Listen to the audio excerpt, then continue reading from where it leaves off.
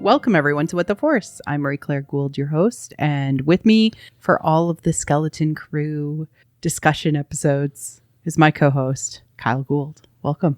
Yar. I feel like that's actually the more appropriate hello than any I've given to date for Skeleton Crew. Many pirates this Yar. episode. So many. And trash crabs. As many trash crabs as there are pirates. It was an awesome episode. I really loved it. It's been an awesome show. And there's 2 episodes left. My only sorrow is this clocks in at literally almost the shortest episode. It was a quite short episode, yeah. 27 minutes before the credits rolled. Ooh, that's not long at all. No. And considering like this was directed by Bryce Dallas Howard, who is now, this is her 4th episode in the Mandalorian cinematic universe, I believe. Is that what they're calling it? They're calling it the MCU? That's weird. I mean, that's what everybody else calls it because it's supposed to be this interconnected universe of stories. And so it's like Disney trying to make an interconnected series of stories in Star Wars. Okay, so the SWCU. Sure. All right. But it's based in the Mandalorian timeline, which is why they called it the Mandalorian cinematic universe. Not that anyone at Disney or Lucasfilm has done that. That's just the fans. Oh, okay. Yeah. That's a bad acronym. Just going to put it out there. Okay. Bad acronym. But it is specifically the time frame betwixt the end of essentially Rebels and the start of the sequels. Return of the Jedi after that. And okay. Like the first 10 years so far. Yeah. But, I mean, Mandalorian starts like 5 years after Return of the Jedi. Okay, that's good to know. Yeah. This whole episode, Zero Friends Again, really dealt with the mythic motif of rebirth. Oh, okay. Aren't we glad? More for the kids. We sort of saw a version of this for Jod, although I'm not so happy about his version of it. He made the bad choice. He makes the choice of the turn. Oh yeah, no, he turns, yes. He's the villain in this moment. He chooses to stay in the underworld. And the kids escape and go further into the underworld through their slide. Yep. Which, of course, reminiscent of going deeper into the underworld. We've seen this a lot in Star Wars. We also see it a lot in kids' movies. Yep. References to the Goonies, definitely. Mm-hmm. Especially since they all come out 4 different tubes. Yeah. That was a absolute direct reference. I want to say 2 things about this moment. One, the sound is incredible. The scrape and the metal flesh on metal slide sounds are just so visceral. And there's so many different types of sliding sounds. As each of the kids gets separated, I highly recommend you watch it again. It's a whole story with these slides. How the kids get separated from each other is thoughtfully determined and then visually shown. How, like, it literally looks like they're all just sliding down the slide together. But as soon as one passes a certain juncture, it causes a switch to flip and another kid gets thrown in a different direction. And then all of the kids go in that new direction until one kid passes a certain juncture and a switch or something gets flipped and it knocks the remaining 2 kids onto another juncture. It is an entire story to watch, all happening in the blink of an eye with tremendous and amazing sound effects. And it's all happening immediately at the top of the episode. So we don't get what I projected, which was a suspension of our anxiety and tension by going back to the parents on At-Atten. They just ignore the parents on At-Atten entirely. Yeah. Again. Yeah. Which now makes me wonder, do the parents get an entire episode all to themselves now? I don't think that anything that the parents are doing is necessarily valuable to the story as far as advancement of the characters that we're most interested in, which is the kids. So if that's the case, why have we been showing the parents at all? There has to be a story there. There is, but I don't think that anything that they're going to do is going to be anything more than send a message. And they've already gotten halfway there. Yeah. they're not going to send a message. I honestly don't think them, like, their purpose isn't a message. Their purpose is to reveal the darkness that the children have to fight, in my estimation. I think they can do both. I think they're going to get a message out just as the pirates are arriving. Well, the pirates are going to arrive at the same time as the kids. I know. But we're getting ahead of ourselves. Yeah, can we go back to the slide? What I am saying is I was wrong in the last episode. Yeah. Those are the two things I wanted to talk about. Okay. But can we go back to the slide? So the slide is also a symbol for rebirth. Sure. Like, exiting out of the womb into a wasteland. And immediately we experience a death-like state with KB in that her augs are bad and she is frozen and blinded. It is weird. They've now left the underworld, right? They've left the... Oh, they're deeper into the underworld. This is still underworld because of the remains of what exists. This is a graveyard, basically. Okay. Yeah. I mean, you just talked about them being reborn. So yeah, but it's all about rebirth symbolism that will be surrounded. So they have slid further down, and it is indicative of what they will experience in this moment. Yeah, they've also been betrayed, and that comes with its own like sinking in your gut and your own feeling of being untethered, which is now physically shown in that slide. So KB being blinded as well as not being able to move is sort of like this motif of death for her. Is she blind? She is blinded in that moment, in that like she's not able to move or anything like that. Speak, move, anything. She's frozen. She's dead. I do want to call attention, if people are more interested in sort of how disability plays out in Star Wars. I did do this awesome episode with Missy and Ryan on blindness as disability in Star Wars. And it talks a lot about how representation is really important. And I think that they did a really good job of KB's disability representation in this episode and talking about it amongst like the kids talking together about it. I do think that they're still relying on like how Fern refers to KB's disability is that she needs to reconnect her occipital lobe to node, her occipital node. Yes, her occipital node. So that is basically her eyes or her ability to see has been replaced by machinery. Yes. Occipital link is what it was called. And so that your occipital node in your end hemisphere in your brain is actually what allows you to see. And oftentimes blindness in Star Wars is used as a metaphor for death. But this show and this episode specifically has been showing us a more positive representational view of disability for KB. And also just, attention to not everybody is good as everybody else in this episode, specifically with Neo. Mm-hmm.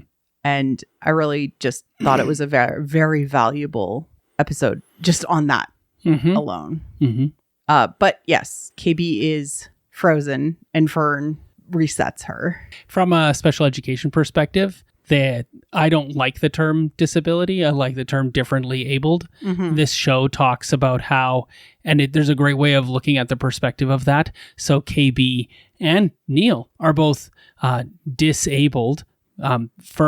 KB because of an accident, and Neil because of genetics, right? Neil is not as tall as other humans. He cannot reach the top items on the spider shelf. Legs.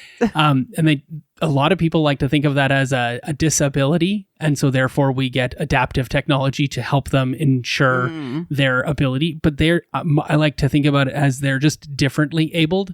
And what's interesting is that Fern looks at disability and adaptive technology as a way to, you're no different from me. I treat you the same. We can do the same things, right? I'm not going to treat you any differently. You're my friend.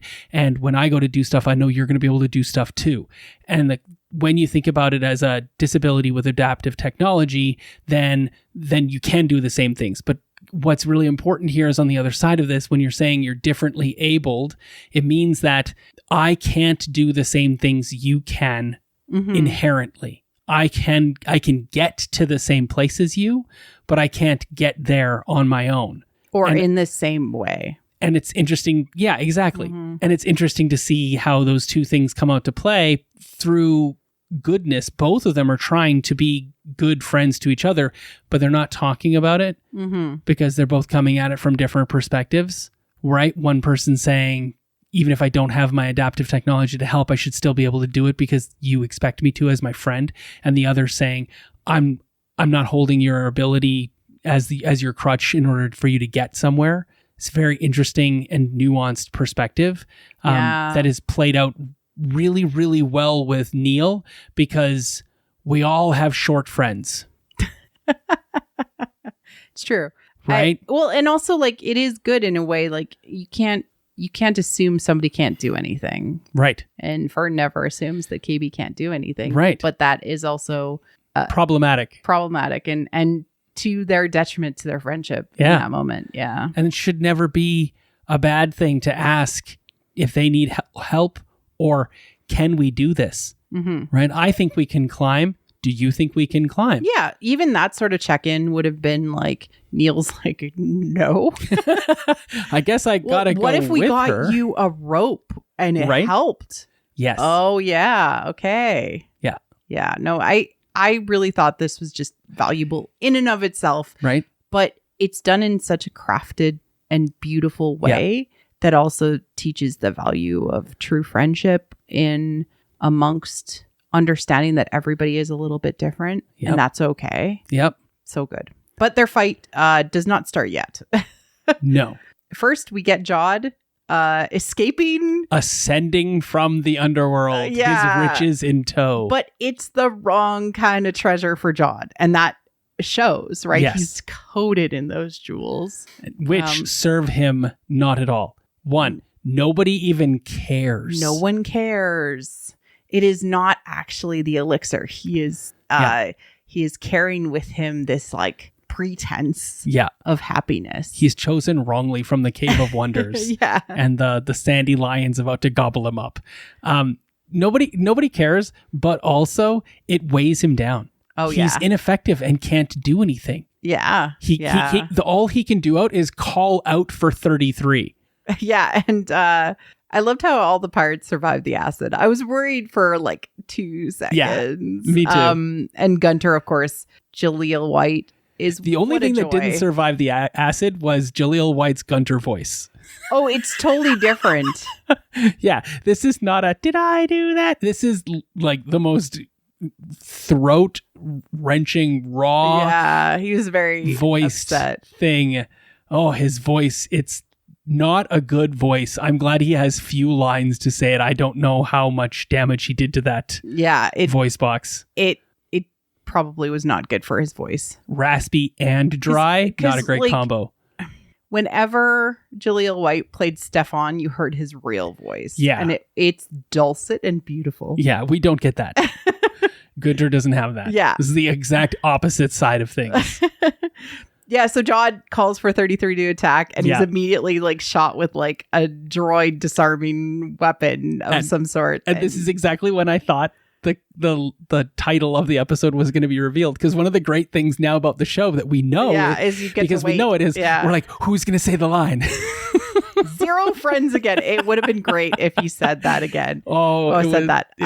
But instead, it's even better. So this is what ends up happening. But we get Pocket, who's like, it was lovely seeing you again, and kisses him on the cheek, and thus this show has more kisses than the sequel trilogy. It's ridiculous. But this was and to the gentle listener, Marie Claire leaned over and elbowed me in the ribs and said the exact same thing with a wicked grin on her face. So, but this is a kiss of revenge, which I appreciate. Who doesn't? The subtlety. I love it so much. It's great. I feel like even Jude Law was like, "Damn it." Like the actor was, I don't know if it was a directed moment for it to happen, but I mean, Bryce Dallas Howard is all about people connecting in the scene and having that emotional connection. Actor's director, and it's beautiful. And so that moment where she kisses him on the cheek, I could totally see that happening off the cuff and being like, You just keep it. Yeah. book it, keep it. I want more Pocket. Oh, absolutely. Pocket deserves her own Pocket show. Yep. Little shorts where she's betraying people and bounty hunting and kissing them in revenge. Yep. Give Pocket her own show. Absolutely. Kelly MacDonald deserves it for one. Just a delight. I don't know how much she liked the makeup and the eye contacts and the hair. Yeah, that was probably a lot. That was a lot, but it's worth it. Oh my God, she's so effective. One, and she fit in so well either side. She fit in so well in the casino, at the spa, right? And then she fits in so well with the pirates and running around with them. Like, crosses both sides of the divide in smooth and easy fashion. I just can imagine her anywhere else in the Mandalorian cinematic universe. Yes. So just bring her back. Check the pucks. Pockets pucks. Give her own shorts. Pockets pucks. Yeah. Oh, I love it. Yeah, she should be a big boss. She's great. But the pirates leave. They capture Jod. Jod, we're taking you to Captain Brutus. And he's like, fine. But the kids watch the pirates leave. Yeah. And KB just conveniently says, it's weird that they're leaving, and I just got the coordinates. Yeah. Which is perfect. Yes. You have them stored already? Yeah. Yeah. So she's gotten the thing that overall the team of the kids needed, which was the journey home, the map, the treasure map to home. X marks the spot. X marks the spot.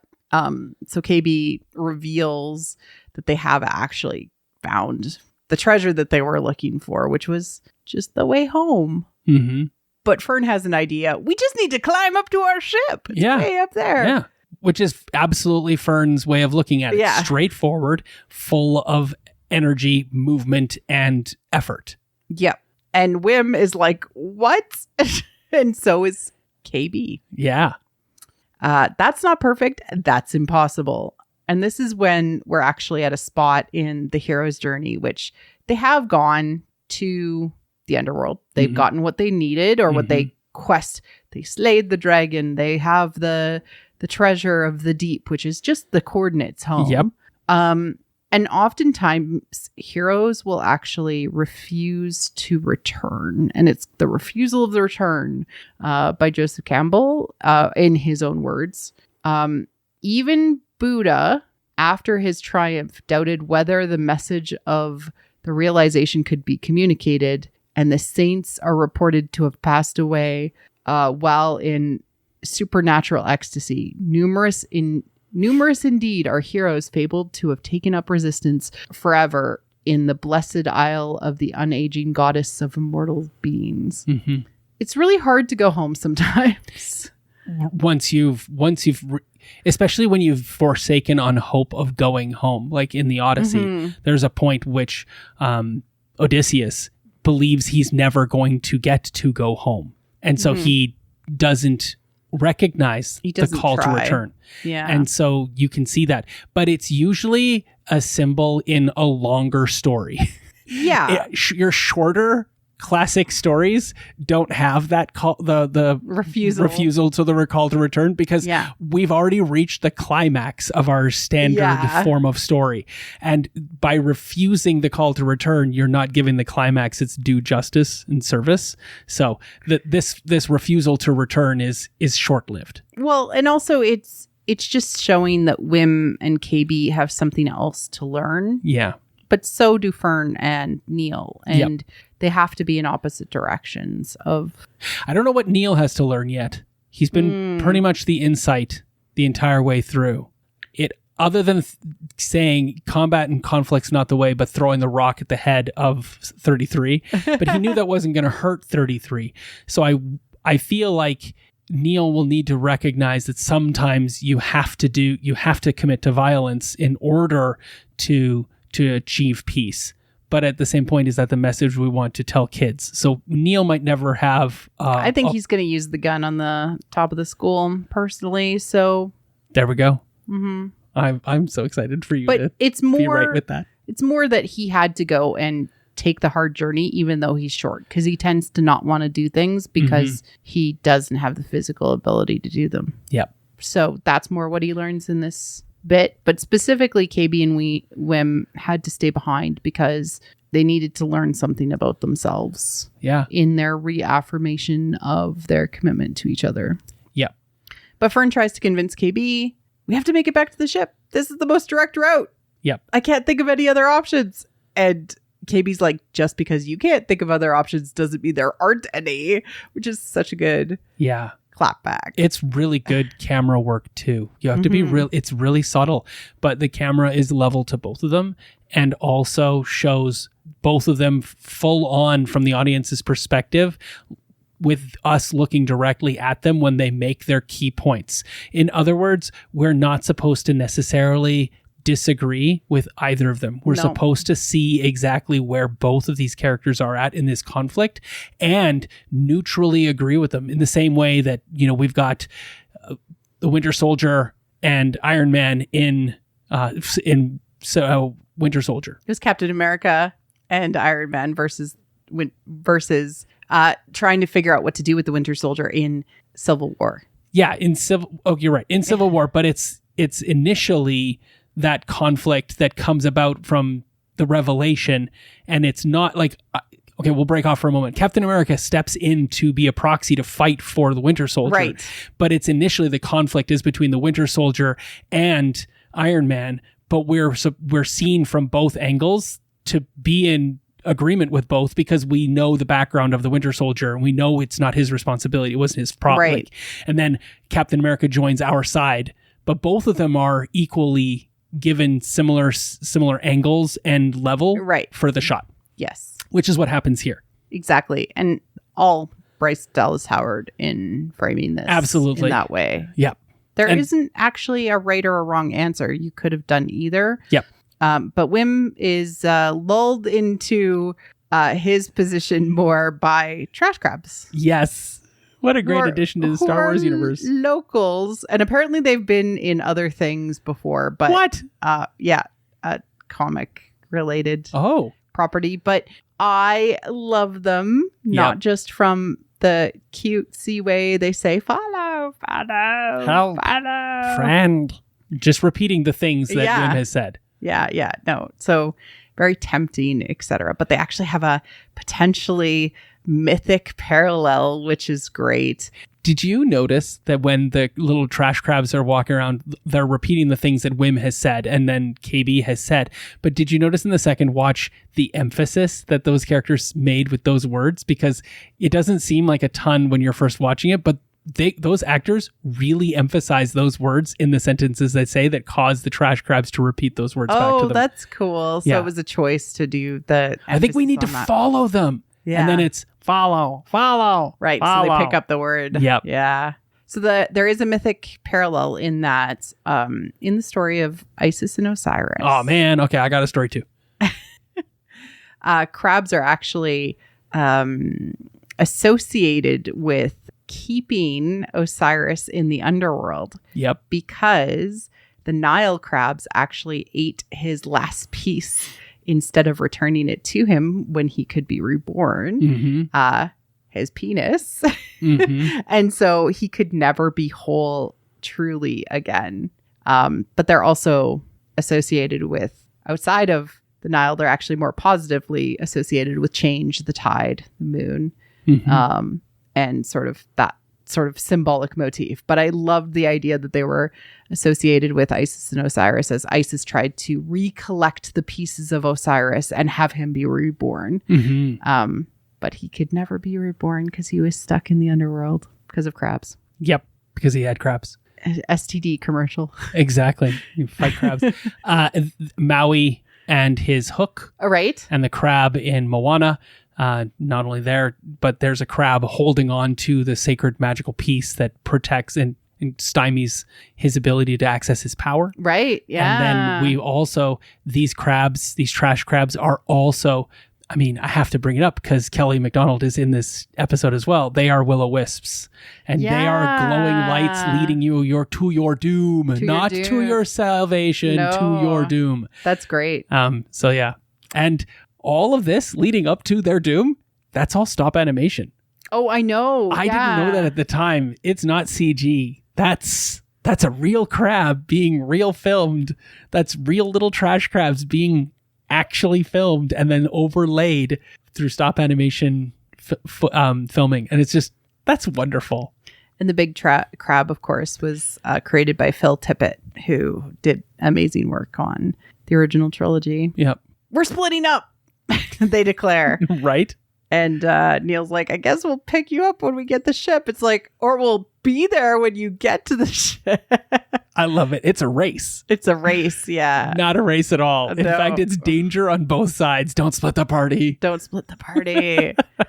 And we just cut to Captain Brutus and Jod. Yep. And the pirates doing this decision. I love the addition of sort of pirate lore that we're all so familiar with because of pirate movies across, the last 100 years, being kind of like adopted and being like, and now it's Star Wars. So they, he's like, I will announce the verdict. You will be death by airlock, which is like walking the plank. And somebody speaks up and is like, but what about equal time? The right to the last appeal. It's interesting how she brings that up. This older lady to the back and the right, like a vizier, like a older wise counselor person. After making eye contact with Jod doesn't say anything, just looks at her. Yeah. Says nothing at all. She looks back at him and then she speaks up. And that was really interesting decision to do that. It seemed like, he was influencing her by not influencing her. Yeah. It kind of felt Jedi-like. Yeah. Yeah, a little bit like. But also she's recognizing he hasn't had an opportunity to speak. And judgment has been pronounced. And so the right of the last appeal is like, he gets to speak one more time. He gets to talk. Yeah. He can't just be told he's dead. And he gets equal time. Yeah. And it feels like there's definitely like a fair amount of justice, even though the pirates themselves don't seem very fair. No, they don't. Also, they seem super angry that he finally escaped jail after being in jail for a very long time. And now he's escaped, and they're like, now we're going to kill you right away. Yeah, like vengeful, etc. Yeah. But that's Brutus. That's Captain Brutus for you. Yeah, he's just an admirable first mate. What a great burn. So good. I like how he uses his sweet time to be like, how am I going to go with this? And you and I are fans of Survivor, and I felt like this is like the best his tribal council vote for me. Here's your final speech. Yeah, it was so good. I hope if I ever get on Survivor and I'm making the final speech, I'm going to start with I'm hungry. I'm hungry. We've all been hungry. All we've ever had is scraps. Yeah. Tiny little grains of rice. Yep. Fed out to us by a production crew. Yeah, I will do it. I liked the plasma hourglass as Marie Claire shows the shifting of an hourglass with her hands. I was trying to think of the word, the hourglass plasma so instead of sand. Yeah. And it's like the plasma's still there. And hunger is such an interesting motif in Star Wars. It is oftentimes associated with the greed of the dark side. And Darksiders themselves, especially in the books, talk about being hungry for power, for something, because you're like never satiated on the dark side of the Force. It is an entire genre predicated on scarcity, that there just isn't enough. And it is vast and open, but mostly empty. And there just isn't enough credits, blasters, power to go around. But it doesn't mean that there couldn't be enough to go around, which is the big question. Yeah. I think that if there becomes enough to go around, it becomes Star Trek. Yeah. There's always never been enough to go around because it's more recently in the, especially The Last Jedi, that they have introduced the idea of corporations and people hoarding wealth. So that's interesting because that was never a feeling in the original trilogy. It was there was scarcity because it was war, not scared because the empire was hoarding wealth to make weapons and control. That you're literally stripping the worlds of resources and the people of resources and the people of their families to service the machine of war, because it's just feeding into heat that machine and drive its energy forward into destruction and devastation on the output as well. So all of the input is destroyed to create destruction in the output. And that's really evident in the original trilogy and through a lot of Star Wars. But you're right. The hoarding of wealth, it's a new thing. We got a bit of it in the Clone Wars era with the banking clan and sort of like the Clone Wars cartoon. But it is newer as a theme in Star Wars. And it does sort of show that, like, if imperialism doesn't exist, capitalism will. Yeah. And capitalism will lead to imperialism. A never-ending cycle. That would be shitty. What's interesting, even Jabba's palace does not scream wealth and power. No. It doesn't even, like, he does seem like he has power, but it's a tangled power, and it's a dimly lit, grimy power. Yeah, it's like dirty. Yeah. In a way. It doesn't feel ostentatious. No. Despite the fact that he's got Twi'lek dancing girls and a Rancor in his basement. Yeah, absolutely. Richest guy. And I love that he convinces them with a pirate shanty song. Right. Which means that they're all convinced with folklore. Yeah. I also want to point out, he spends half his time talking about being hungry and how hungry everybody is, and then the other half of his time singing a shanty. Yeah. And that sways them. Oh, but they all fundamentally believe in this mythology that he is telling them. Yeah. And so it's a good reminder that mythology and stories have a lot of power in our psyche. Yeah. So much of what Brutus says and does and his expressions in these scenes here remind me of an absolutely irritated dungeon master who watches the bard get a nat 20 on their final appeal check and then just basically say, "I'm hungry," and sing a song, and then it's like, yeah, whatever, you don't die, fine. Like, he's just so frustrated by it because it's not a great speech. And it's interesting that the shanty ends with, like, he never did return, for at Atten he did plunder. Did he plunder? Yeah. Did he plunder? So it's kind of like the idea, like, he never had to return to the land of suffering, right? The real world, because he has so much money. That's what they're saying. Yeah, that's what the song says. That's what the folklore says. Yeah. And it's very like, want to go to heaven? Yeah. And the way to heaven is through money. And this at Atten location, at Atten is heaven. At least it is for the kids. It's perfect, right? In their mind. But they have to be... Are you saying it's like Tahiti? Yeah. From Agents of S.H.I.E.L.D.? Well, it's not a real place. Right. It's an imaginary place where there is no suffering. Yeah. But there is. It's also nice to think about these pirates having simple wants. He just wants a glowweed farm. Yeah. He just wants to settle down on the farm and raise some rabbits, right? Yeah. That's all he wants. It's not a lot. He's not asking for much.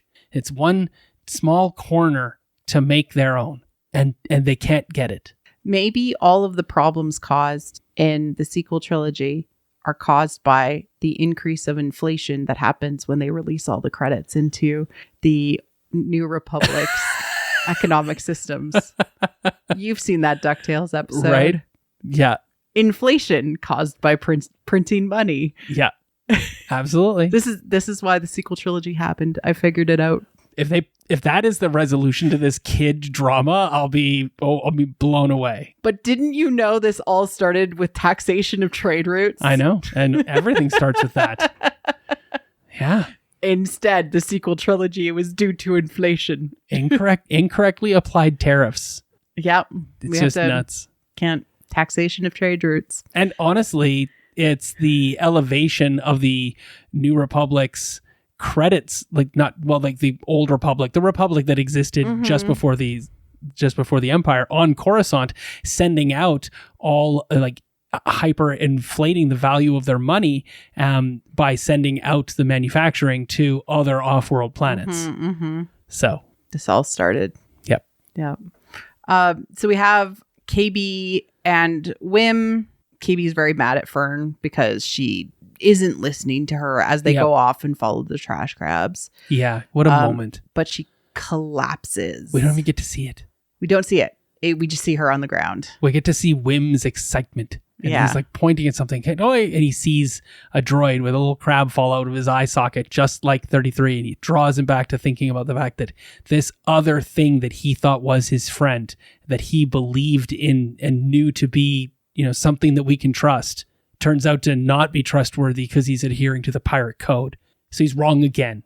And he turns back to look at KB. Yep. And she's collapsed and says, gather droid servos. Yeah. Because he's got to hurry. And a really cool thing happens with the camera here. So for the most part in this story, when people are talking or whatnot, there is camera movement. There's a slide on a dolly, or it shifts, rolls in and changes focuses. It zooms in on someone, or it does a crossfade, or it zooms in while rolling forward, right? There's always a little bit of movement in the camera, even if nothing is really going on, to give us a sense of forward momentum in the story. Mm-hmm. And in this scene, the camera does not move. It stays at a static distance away from Wim and KB, and there is no side-to-side motion. It's very still. It's very deliberate. And the first watch through, I was like, this is really important. Why isn't it getting closer? It's staying far away. And then the shots are very static and then moving from deliberately in edit to this moment here, to this moment here, and then back to that, watching them from afar. And I realize now this is the one of the core or the kernel moments of this entire story. Yes, this is a really important moment and scene. But it's broken up with Fern's development as a leader. Yep. Because they immediately cut to Fern and Neil climbing. And she's like, climb faster. And he's like, I can't. I don't have your long spider legs. And then she's told, like, not everyone can do what you can do, which is a big realization for her as a leader, that she also has to bring, you're only as fast as your slowest member. Mm-hmm. And you can only do what you can do as a team together. And she spots the rope, and this gives her an idea. We cut back to Wim and KB, and this is such an important scene where all of this sort of pain and hurt from KB is coming out as she is basically dying. Yep. Fern always assumes I could do whatever she could, but I can't. I'm different. I'm not different. She assumes I'm not different, but I am different. And she treats me as though I'm the same. Yeah. Which I could see making her feel good because it's saying the accident didn't happen, but the accident happened and she is different. Yep. And then Wim's like, just tell her, just tell her. And she's like, but then she'll reject that and I'll have zero friends again. And I wanted to cry. Yeah, it's KB that makes that line happen. And what an amazingly powerful delivery from that performer. Did you talk about how taking the boy and the girl to Disney World? Mm-hmm. Like, that hit me in my child self. Yeah. That line. How James Acaster talked about his girlfriend and him taking the boy and the girl to Disney World? Yeah, like taking their childhood selves to Disney World. Yeah. And this hit me, like, because I've been in that situation. Like, what if I do something that my friends wouldn't like? And, briefly here and there throughout my childhood, I had periods of times where I didn't have as many friends, or I didn't have more than one friend. Yeah.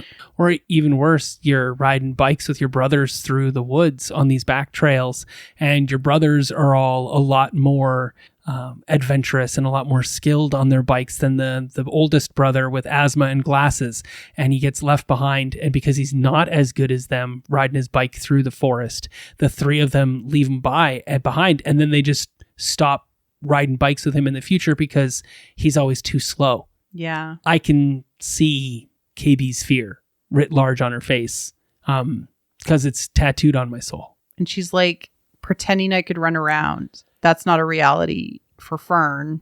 Days without maintenance. Yeah. But Wim's like, well, if she doesn't like it, you can just be friends with Neil and I. Yeah. I love Wim. Yep. He's like friendship overall. Like he's just like a good person in like a very different way. Yeah. Than the other kids. Like even Neil. Neil's a good person in that he's like absolute like kindness and compassion for people, and like everybody makes mistakes. Why can't you just forgive people? Why can't you just say you're sorry? But like Wim is like friendship and community overall. While this is happening, Wim is reforging the new piece for KB. And so this is like reforging KB's sense of self. He replaces the microfuse into her just as she's about to shut down, and she's reborn with the knowledge that she doesn't have to be perfect and she will still have friends. Yep. That was really close to a total system shutdown. Which is a good line, but not nearly as good as the next. Which is, didn't expect to be saving somebody's life. Well, didn't expect that such a simple act would save somebody's life. Yeah. Thanks, Jedi. Ah, so good. That's what hit me so hard. That it's like it's building up that emotional release from this episode's conflict between Fern and KB. Yeah. And then, what's been ongoing between Fern and Wim. Yeah. And how much value KB sees in women, the things that he was good at that Fern was not. But because being a hero is not always about fighting, it's sometimes about healing and protecting and being there for somebody in the darkest moments of their life. Yep. And I love that so much. And it makes me want to see more Force-related healing in Star Wars. We haven't seen it very much in Star Wars, except for maybe the expanded universe. And Force healing is just such a good thing. And this was sort of like that. Yeah, it really was. Good job, Jedi. Good job, Jedi. Now let's go meet a giant crab. Well, the ship is taken just as Neil and Fern are getting to the top of the thing. So they have to dive back down into the underworld, as it were, to go and get the ship. But they land on the little thing that's carrying the ship away on one of the corners. We overlooked it, and I really want to call into it because it's at that moment too, because there's stuff happening in the sky up above. The X-Wings arrive and they realize that the X-Wings are the good guys, not the bad guys, like John told them. And they're chasing around the pirates. And I thought they shot one of the pirate ships down. It maybe that pirate ship was just hurt and it managed to limp its way out of the system. But it was a really fun fight to watch. Oh, yeah. With the X-Wings, yeah. Because it felt real.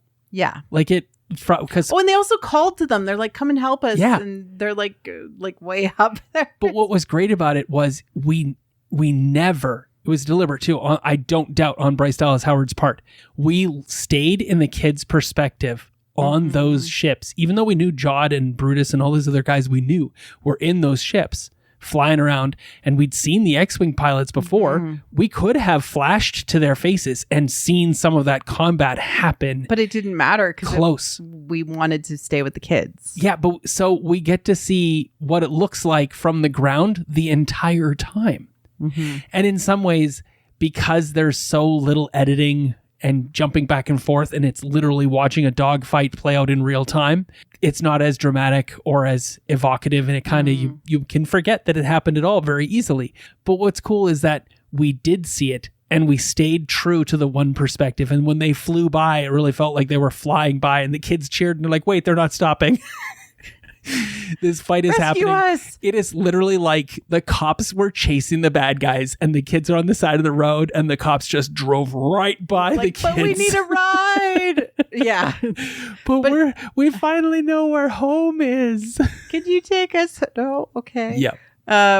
But the point of this episode is about the independence and the skills and the abilities of the kids and being able to work through their problems together. Exactly. So they are Wim and KB now healed, all fixed up. She's got so much energy. It's great. Yep. this little fuse, this rebirth of the missing piece that needed to be put back into her that had corroded over time. Her belief in her friendship with Fern. Yep. Her belief in herself, things like that. All of those things, the corrosion has been worn away and washed away. And her hair looked amazing again. Amazing. Yeah. It went from looking not so great at the top of this episode to reflect what was going on internally. Yeah. And then as soon as it was fixed, flip of the hair, that platinum-y white is back. And I was like, yeah, KV's back. KV's back.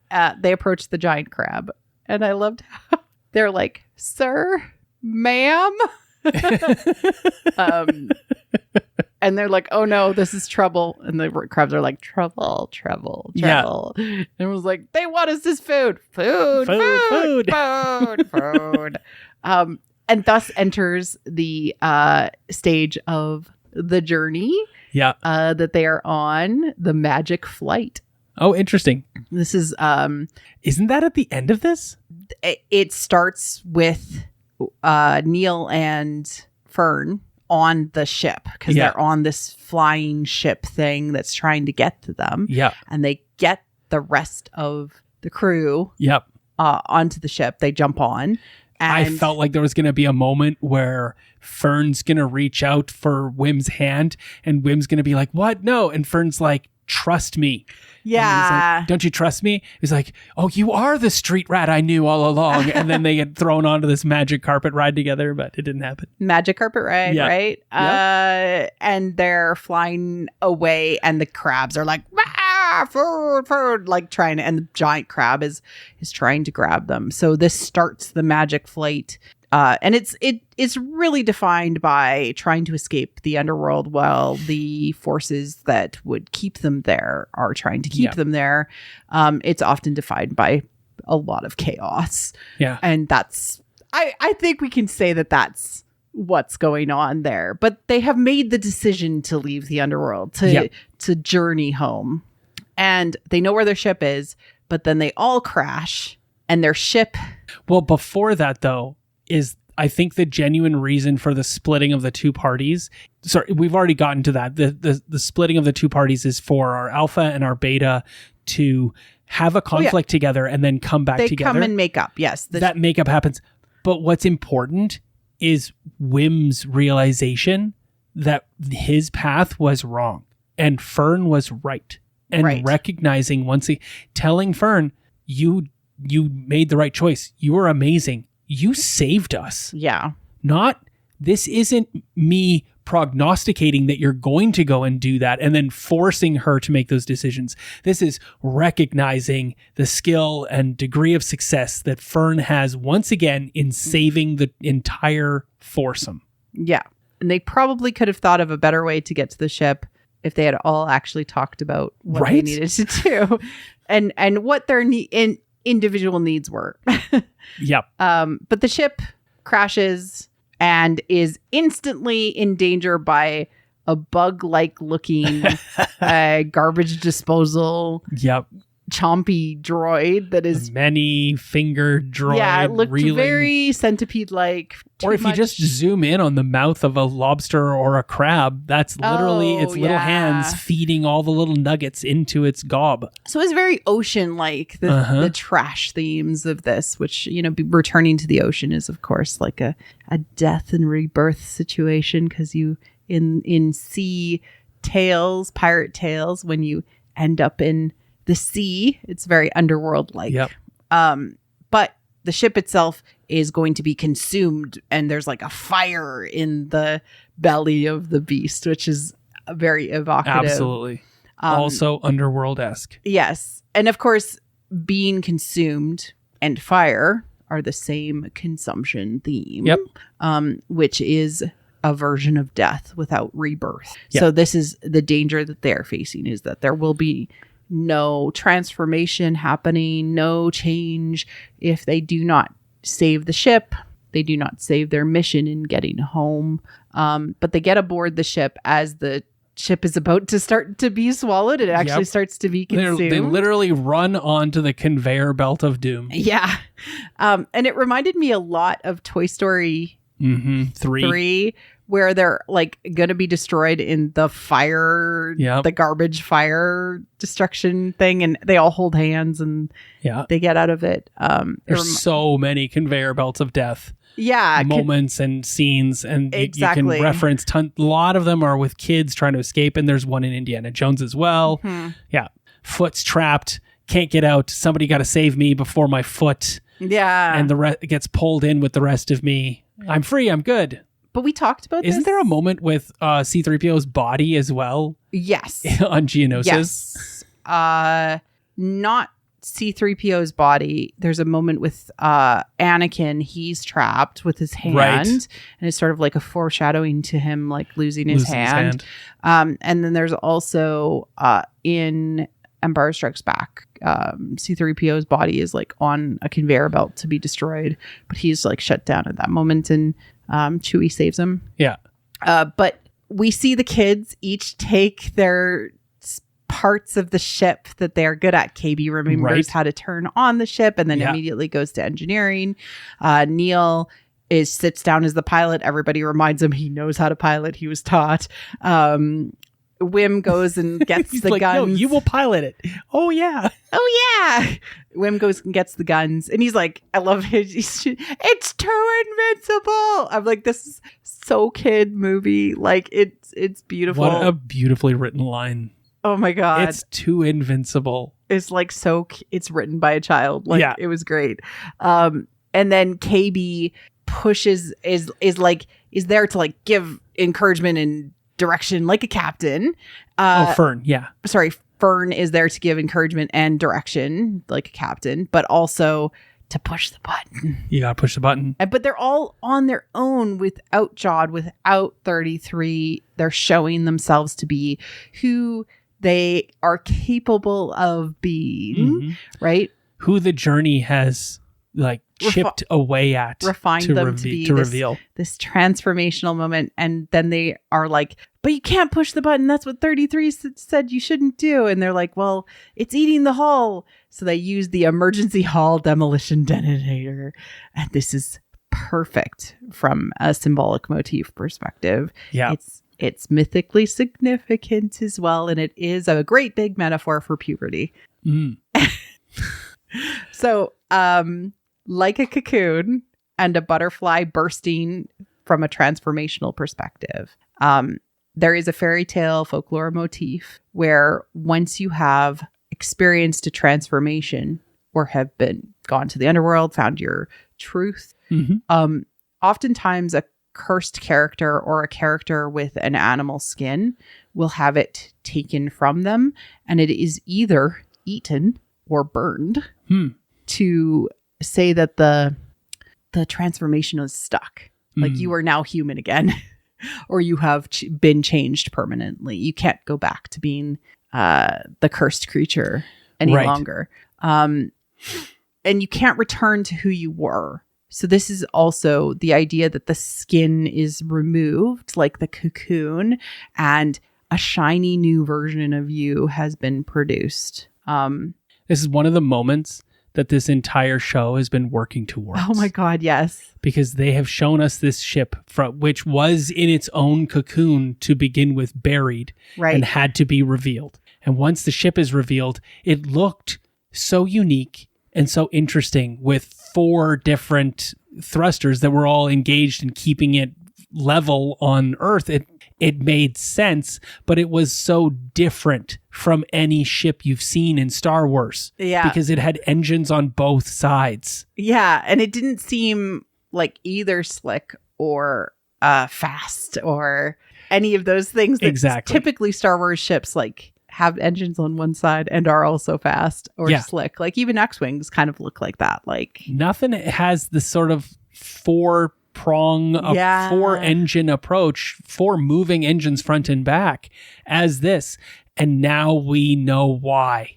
Because it was basically 2 ships glued together. Exactly. And this older ship. Front to front. Yeah. One ship was then shoved into the other ship and then locked down and locked onto. Mm-hmm. And I now know why the pirates have that sort of thing in place. And it was in case a tractor beam locks onto them. Yeah. They can hop the ship Yeah. and have the tractor beam take the external hull ship Yeah. and fly away in their streamlined And it's black, sort of sleek like ship. Interesting. I just thought of this. It's sort of like a hermit crab. Yeah. It's carrying around its home on its back. Yeah. Yep. But they are all the newest versions of themselves after facing the hard truths about them. Yeah. And learning something. And we get the best line from Wim's perspective.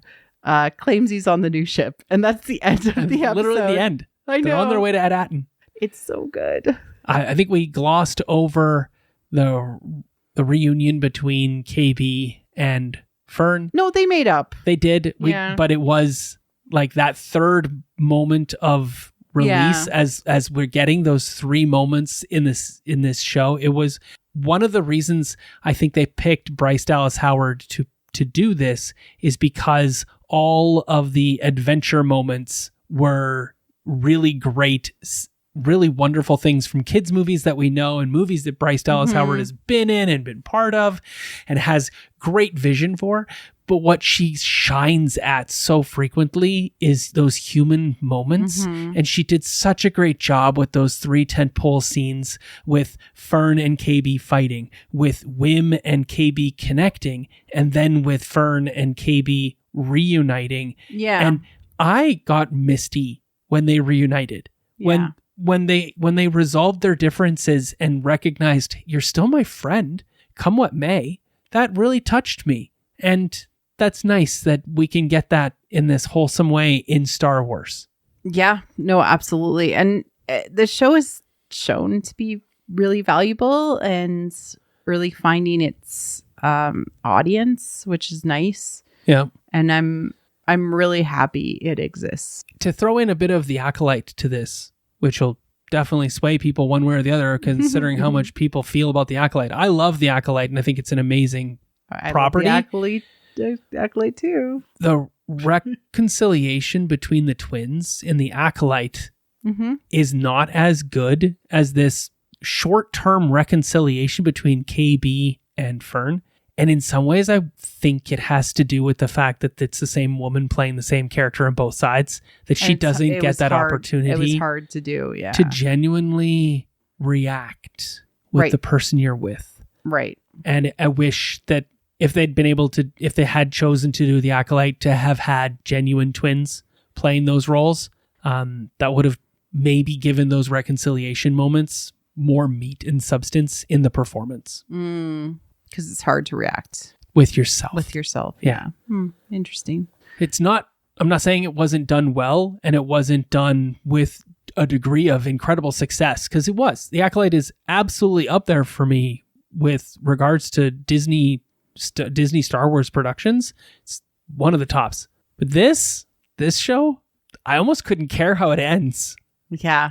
I'm just enjoying the ride. We've gotten so much good stuff out and of the friends we made along the way. Yeah.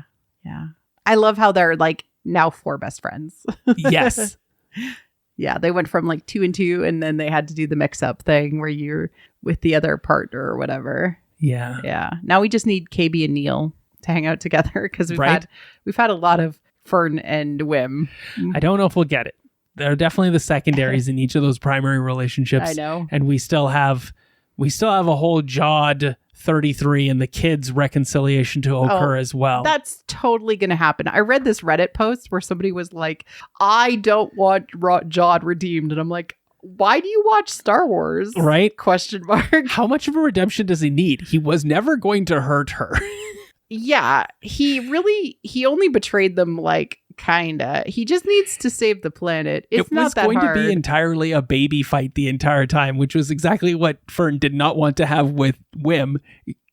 Jod was going to have a baby fight with Fern. Yeah. Yield, no, yield, no, yield, yeah, no. I know. Yeah. I don't want to hurt you. I know you don't. I mean, like, I don't understand people that watch Star Wars and are like, but no redemption, please. It's like, do you know what you're watching? Do you? If you don't get a redemption for Jod, what story are you telling? I don't know. He's likable and he has saved the kids so many times. And he just needs to learn the lesson that he's not alone. what terrible things has Jod even done? Nothing. Right? Betrayed them slightly. He challenged under the code to take the captaincy, which was perfectly legitimate. Although I think that what needed to happen there, and I just don't think there was time in the episode, nor would it really fit in the structure of the plotting. Like, I would have scripted, yeah, but you're not part of the crew. You're just in partnership. That's an agreement that we made all along. And 33 goes, well, that is partially, no, he is part of the, like, yeah. Does not compute. Because she was so good at, like, basically gaming the droids. Yeah. Right? Yeah. Like, and also, he's not part of the crew. No. He is a servant. He's subservient too. It's not a partnership. Mm-hmm. You work for us. Yep. But he's not part of the crew. How can he claim? Anyway, that was my one problem. Lawyered. Exactly. Fern's a kid and didn't realize it in the moment. Allowed the challenge to stand, and 33 leapt in with the... Maybe that's how she resolves it in the future. Do you think on some level 33 wanted Jod as captain too? I don't know. Because Fern never did the things that 33 would have wanted a good, strong, black-hearted captain to do, right? His proper master of the past, Tak Renod. Yeah, I don't know. Which you told me where the name Renod comes from, which I thought was really cool. Yeah, it's the last name of Richard Donner. Richard Donner is the director of The Goonies. Yes. Okay. We get it. You like The Goonies. No, I'm just kidding. No, there's so many Goonies references in the show. It's great. It's perfect. Yes. Wow, this show. I'm excited that there's 2 more episodes. I hope that they're longer than this episode. Obviously, I think they will be, just because of Pirates' perspective, kids' perspective, adults' perspective. Yep. All happening. I hope we get a really good, satisfying conclusion to, what is wrong with the home planet, right? Yeah. Because that's why you go on this adventure, is you discover something in the darkness and in the underworld that changes you, and then you bring it back to your community. Yeah. Well, we need the 5 adults to then travel to the supervisor's tower and find out what the purpose is and how it's been broken over time, and then allows the kids and Jod to come back and either break it in a way that allows everyone to be free of it, or heal it in a way that allows everyone to move on from it. I don't know which will happen. And then Pirates are all then given... Fern's mom and Jod will fall in love. The pirates are all given jobs in the society. Right? There's a great ocean over there for you, Squiddo, to go and do your glow weed. Do your glow weed, my dude. Seek your joy. He just wants to grow his glow weed. What's wrong with that? Not at all. Well, I look forward to covering the remainder of these episodes with you, Kyle. If people are looking for you online, where can they find you? You can find me, as always, on Blue Sky, where I am at Tavern Tales. Thank you, everyone, for listening. And I look forward to reading all of your comments. There was a lot of comments last week, about our conversation in the episode. So I look forward to reading what everybody has to think. Take care. Bye. Cheers. Cheers. Thank you for listening to What the Force. I'm Marie-Claire Gould, your host. Our music is orchestral music by Christy Carew for What the Force. You can support the show directly on Patreon at patreon.com/whattheforce. We'd like to thank all our patrons, especially those who love and are obsessed with What the Force: Adrian, Sarah Joy, Scott, John, Sophie H., In Wild Space, Minky Moo, Derek C., How Rude, Neil, Christian, Luca, Carly Ann, and Scott C. Support the show by wearing the Force with our merch. Like and subscribe on YouTube, or leave a 5-star review on iTunes or other pod apps. It helps people find the show.